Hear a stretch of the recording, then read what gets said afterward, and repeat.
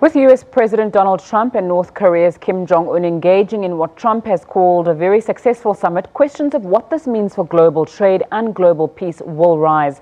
Our market specialist, Arabile Gumede, sat down with Minister Davies to talk about the success of the summit and what that may mean for world trade. It's a huge day with regards to trade as well. North Korea meeting with the United States, it's really paramount. And obviously for world relations, it sounds really great. It seems that relations are faring well. How would a positive outcome out of that meeting help not just South Africa, but the emerging market space? Well, I'm sure I have no information about the details of what was agreed at the summit with North Korea, nor is it my place to comment on it. It would be my colleague, Minister of International Relations.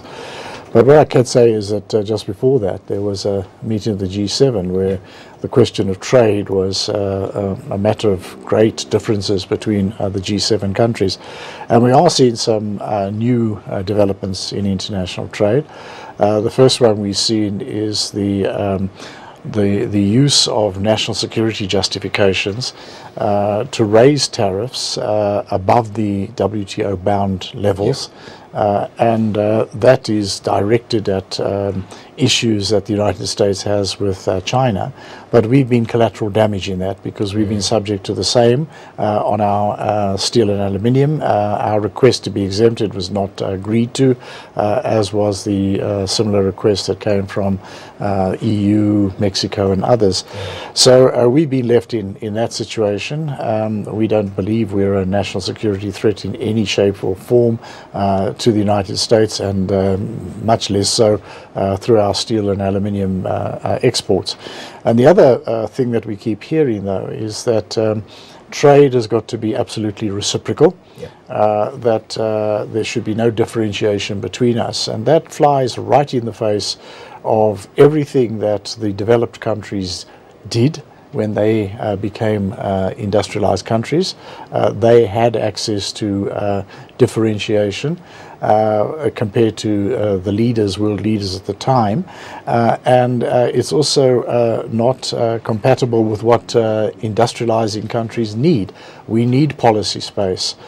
So there is a much more difficult terrain in the international trade landscape, with very little reflection on what this discourse that's taking place among the majors and the differences between the big economies. What does this mean for development and for developing countries?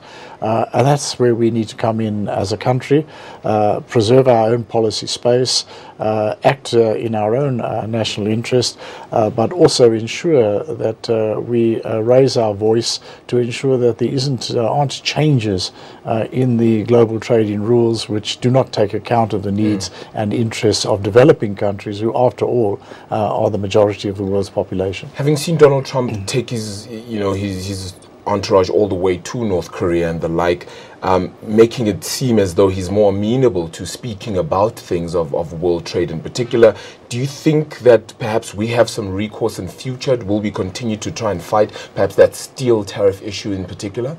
Well, they have indicated that they prefer bilateral discussions to multilateralism. It's not our view either. We believe that a multilateral rules-based system that's sensitive to development issues is important.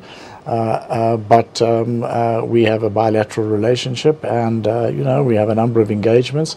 There's more than 600 US companies that are invested in the South African economy or active here in some shape or form.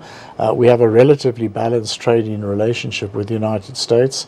I am due to participate in the AGOA forum along with colleagues from the African continent.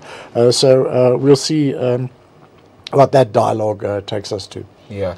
Overall, do you believe that this summit could bode well for trade in general? Well, if this summit leads to a greater security peace in the Korean Peninsula, and that there's less of a threat of a nuclear war in the Korean Peninsula, I'm sure that will be good for the world as a whole. Trump says contingency